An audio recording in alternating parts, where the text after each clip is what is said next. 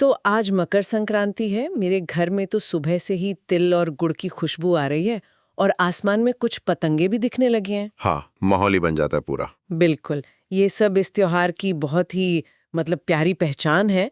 लेकिन आज जो स्रोत हमारे सामने है वो इसकी एक बिल्कुल अलग तस्वीर पेश करते हैं। उनमें एक बहुत बड़ा दावा किया गया है, एक ऐसा दावा जिसने मुझे सच में सोचने पर मजबूर कर दिया। वो कहते हैं कि यह दिन जीवन परिवर्तन का महापर्व है। जीवन परिवर्तन का महापर्व, ये अपने आप में बहुत भारी शब्द है ना, कि एक ऐसा दिव्य क्षण जब सिर्फ एक सही काम करके जीवन की दिशा ही बदली जा सकती है। अब मेरा सवाल यही है कि आखिर ये एक काम है क्या, और क्या ये सच में इतना शक्तिशाली हो सकता है? चलिए आज इसी की तह तक जाते हैं। ये सवाल ही असल में पूरी बात का सार है, और इसका जवाब समझने के लिए हमें पहले उस खगोलीय घटना को समझना होगा जो इस दिन होती है। खगोलीय घटना मतलब ग्रहों की चाल से जुड़ी हुई? बिल्कुल। स्रोत बताते हैं कि इस दिन सूर्यदेव धनु राशि से निकलकर मकर राशि में प्रवेश करते हैं। अच्छा, और इसी को उत्तरायण कहते हैं ना? जी, इसी क्षण से उत्तरायण की शुरुआत होती है। पर उत्तरायण का मतलब सिर्फ सूर्य का उत्तर की ओर बढ़ना नहीं है। शास्त्रों में इसका एक बहुत गहरा प्रतीकावाद है। क्या? ये अंधकार पर प्रकाश की विजय का क्षण है। ठीक वैसे ही जैसे लंबी ठंडी सर्दियों की रातें अब छोटी होने लगती हैं और दिन में रोशनी बढ़ने लगती है। और गर्मी भी? हाँ, और गर्मी भी। ठीक वैसे ही ये हमारे जीवन में भी अज्ञान, निराशा, आलस्य, इन सब के अंधकार को मिटाकर ज्ञान, आशा और ऊर्जा के प्रकाश को लाने का समय है। अच्छा, इसीलिए इसे देवताओं का दिन भी कहा गया है शायद, क्योंकि ये चेतना के जागरण का समय है। यही बात है, ये चेतना का जागरण है। यानी ये सिर्फ कैलेंडर बदलने वाली एक तारीख नहीं है, बल्कि ऊर्जा के स्तर पर एक बहुत बड़ा बदलाव है। एक बहुत बड़ा बदलाव। और जो बात मुझे इन स्रोतों में बार बार चौंका रही है, वो ये है कि इस ब्रह्मांडीय ऊर्जा का लाभ उठाने के लिए किसी बड़े यज्ञ या अनुष्ठान की बात नहीं की गई है। नहीं। जोर सिर्फ एक चीज पर है, एक सही तरीके से लिया गया संकल्प। तो फिर ये संकल्प क्या है और इसे लेने का सही तरीका क्या है जो इसे इतना शक्तिशाली बना देता है? देखिए, यहीं पर सबसे गहरा रहस्य छिपा है। स्रोत कहते हैं कि जीवन बदलने वाला वो एक काम है, अहंकार का त्याग करके कृतज्ञता और दान के भाव से किया गया संकल्प। एक मिनट, अहंकार का त्याग, कृतज्ञता और दान, इसमें तो हर शब्द बहुत महत्वपूर्ण लग रहा है। हाँ, हर एक शब्द। संकल्प तो हम सब नए साल पर लेते हैं, पर ज्यादातर टूट जाते हैं। बिल्कुल। स्रोत बताते हैं कि संकल्प तब तक सफल नहीं हो सकता जब तक उसे अहंकार की जमीन पर बोया जाए। अहंकार, आलस्य, शिकायतें, ईर्ष्या, ये सब उस जमीन को बंजर बना देते हैं। तो परिवर्तन का पहला और सबसे जरूरी कदम है इस जमीन को साफ करना, यानी अहंकार का विसर्जन। पर ये कहना जितना आसान है, करना उतना ही मुश्किल। ये तो हमारे स्वभाव का हिस्सा जैसा लगता है। क्या स्रोत इसका कोई व्यावहारिक तरीका भी बताते हैं? हाँ, और तरीका बहुत ही सुंदर और प्रतीकात्मक है। वो कहते हैं कि मकर संक्रांति के दिन ब्रह्म मुहूर्त में स्नान करते समय, चाहे नदी में हो या घर पर ही, कहीं भी, घर पर ही क्यों ना हो, पानी को शरीर पर डालते हुए मन में पूरी ईमानदारी से ये भाव लाना चाहिए कि इस जल के साथ साथ मैं अपने भीतर के आलस्य, क्रोध, ईर्ष्या, हर उस नकारात्मक आदत का भी त्याग कर रहा हूं जो मेरी उन्नति में बाधा है। वाह, मतलब आप बाहरी सफाई को आंतरिक शुद्धि का माध्यम बना रहे हैं। बिल्कुल। ये सिर्फ शरीर को नहीं, बल्कि चेतना को शुद्ध करने की प्रक्रिया है। एक तरह की घोषणा है कि अब मैं अपने पुराने नकारात्मक स्वरूप को पीछे छोड़ रहा हूं। यह तो बहुत शक्तिशाली विचार है। एक्शन बहुत छोटा है, लेकिन उसके पीछे का इरादा वो बहुत बड़ा है। और आपने कहा कि यह संकल्प कृतज्ञता और दान के भाव से लिया जाना चाहिए। इसका क्या मतलब है? इसका मतलब है कि जब आप अपनी बुराइयों को त्याग रहे हैं तो आप एक खालीपन में नहीं हैं। आप उस जगह को कृतज्ञता और देने के भाव से भर रहे हैं। कृतज्ञता इस जीवन के लिए, इस अवसर के लिए। हाँ, और दान का भाव, और यही से हमारी पड़ताल का दूसरा सिरा जुड़ता है।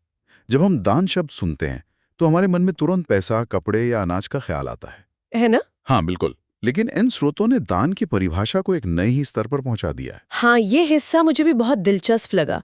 स्रोत साफ कहते हैं कि चीजों का दान जरूरी है, पर उससे कहीं ज्यादा शक्तिशाली है भावनाओं का दान। भावनाओं का दान जैसे समय का दान, सम्मान का दान, प्रेम का दान, और सबसे बढ़कर क्षमा का दान, क्षमा का दान, बिल्कुल।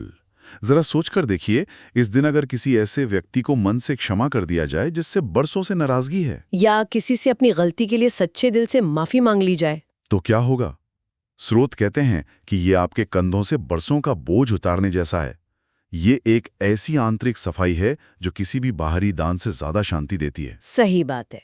या फिर किसी बुजुर्ग रिश्तेदार के पास बिना फोन देखे सिर्फ आधा घंटा बैठकर उनकी बातें सुनना, ये भी तो समय का दान ही हुआ। और कितना बड़ा दान है ये उन्हें एहसास दिलाता है कि वो महत्वपूर्ण है। ये किसी भी कीमती तोहफे से बड़ा हो सकता है। मुझे वो तिल और गुड़ वाला उदाहरण बहुत अच्छा लगा।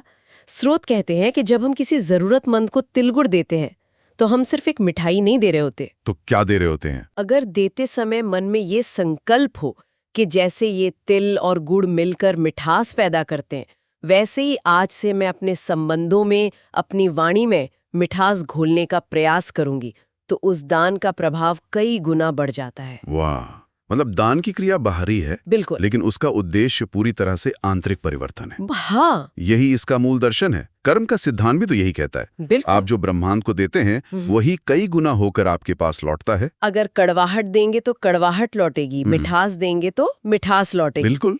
और स्रोत एक और गहरी बात कहते हैं, अहंकार का विसर्जन। जब आप दान देते समय ये महसूस करें कि मैं देने वाला कोई नहीं हूं, ईश्वर ने मुझे सिर्फ एक माध्यम बनाया है, तो वो भाव आपकी भीतर विनम्रता को जन्म देता है। और जिस व्यक्ति में विनम्रता आ जाती है, उसके लिए उन्नति के सारे दरवाजे खुल जाते हैं। सारे दरवाजे। ये दान वाली बात बहुत दिलचस्प है, खासकर क्षमा करने वाली। लेकिन क्षमा करना या मांगना तभी संभव है जब इंसान अपनी गलती माने, अपनी कमी को स्वीकार करे। और यहीं पर शायद वो तीसरा और सबसे चुनौतीपूर्ण विचार जुड़ता है, जिसके बारे में स्रोतों में बहुत जोर देके कहा गया है, अपने जीवन की जिम्मेदारी स्वयं लेना। हाँ, और ये शायद इस पूरी चर्चा का सबसे क्रांतिकारी हिस्सा है। क्यों? स्रोतों में एक बहुत तीखी लेकिन सच्ची बात कही गई है। जब तक हम अपनी विफलताओं और दुखों के लिए दूसरों को, परिस्थितियों को या भाग्य को दोष देते रहते हैं, तब तक हम अपने भाग्य की चाबी खुद किसी और के हाथ में थमा देते हैं। मतलब हम खुद को एक विक्टिम यानी पीड़ित की भूमिका में डाल देते हैं। और एक पीड़ित कभी अपने जीवन की कहानी का नायक नहीं बन सकता। ये सुनने में तो बहुत सशक्त लगता है, पर थोड़ा कठोर भी। क्या इसका मतलब ये है कि अगर किसी के साथ कुछ वाकई बुरा होता है तो वो पूरी तरह से उसी की गलती है, बाहरी परिस्थितियां कोई मायने नहीं रखती? ये बहुत अच्छा सवाल है और स्रोत इसका जवाब भी देते हैं। उनका कहना ये नहीं है कि बाहरी परिस्थितियां होती ही नहीं, बिल्कुल होती हैं। तो फिर? लेकिन उन परिस्थितियों पर आप कैसी प्रतिक्रिया देते हैं, ये चुनाव हमेशा आपका होता है। दोष देने का मतलब है अपनी शक्ति किसी और को दे देना। जिम्मेदारी लेने का मतलब है अपनी शक्ति अपने हाथ में वापस लेना। अच्छा। स्रोत कहते हैं कि जिस क्षण कोई व्यक्ति ये स्वीकार कर लेता है कि परिस्थितियां चाहे जो भी हों, उनसे बाहर निकलने का रास्ता मुझे ही खोजना है, मेरे जीवन का निर्माता मैं स्वयं हूं, उसी क्षण से असली परिवर्तन शुरू होता है। मतलब सूर्य तो हर साल मकर राशि में प्रवेश करता है, पर हर किसी का जीवन तो नहीं बदलता। नहीं बदलता।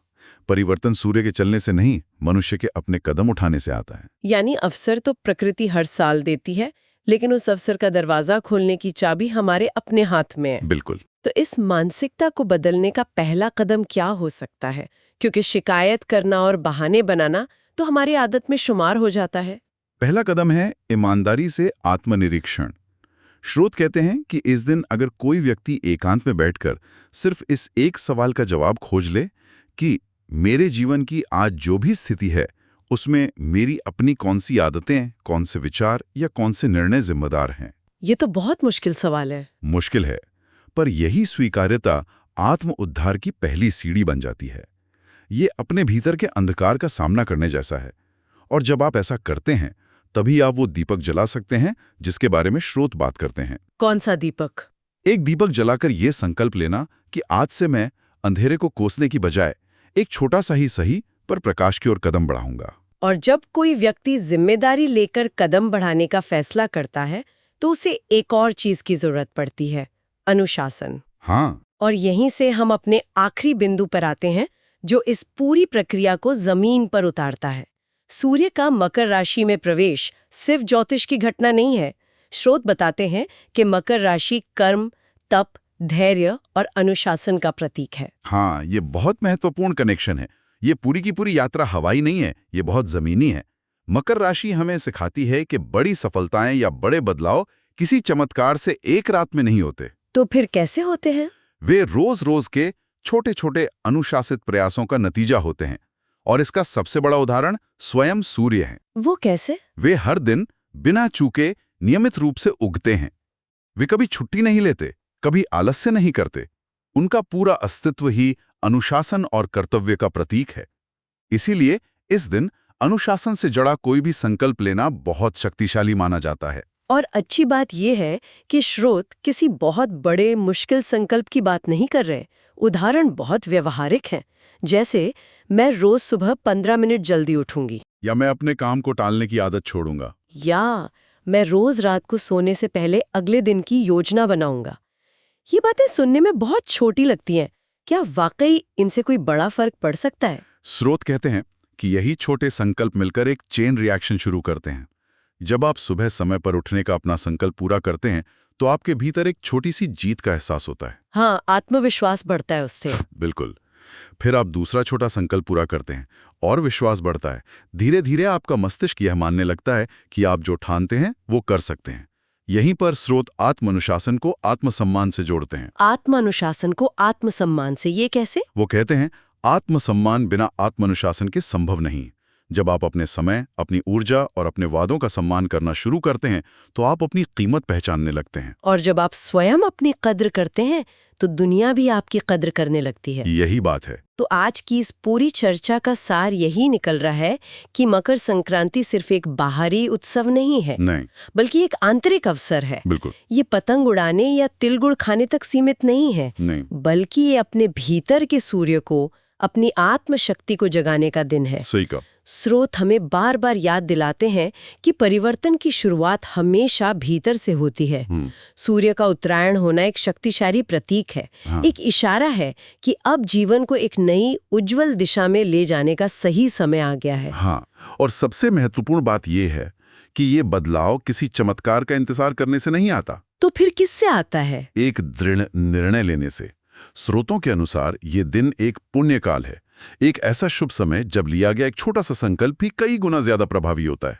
चाहे वो संकल्प किसी बुरी आदत को छोड़ने का हो, अनुशासन को अपनाने का हो, या अपने मन को शिकायतों से मुक्त करने का हो, या फिर अपने जीवन का लक्ष्य स्पष्ट करने का हो। बात किसी बड़े काम की नहीं है, बल्कि एक सच्चे, ईमानदार और दृढ़ निश्चय की है जो इस पावन दिन पर लिया जाए। क्योंकि जब व्यक्ति स्वयं को बदलने का साहस करता है तो ब्रह्मांड की सारी ऊर्जा भी उसकी सहायता के लिए आगे आती है। इन स्रोतों ने हमें सोचने के लिए एक बहुत ही गहरा विचार दिया है। सूर्य तो हर साल अपनी दिशा बदलता है, मकर राशि में प्रवेश करता है, और उसके इस एक बदलाव से पूरी ऋतु बदल जाती है, पूरी प्रकृति में नया जीवन आ जाता है। सवाल ये है कि क्या हम अपने भीतर उस एक संकल्प को लेने के लिए तैयार हैं जो हमारे जीवन का मौसम बदल सके? अगर आज अपने भीतर की किसी एक नकारात्मक आदत या विचार की दिशा अंधकार से प्रकाश की ओर मोड़नी हो, तो वो क्या होगी?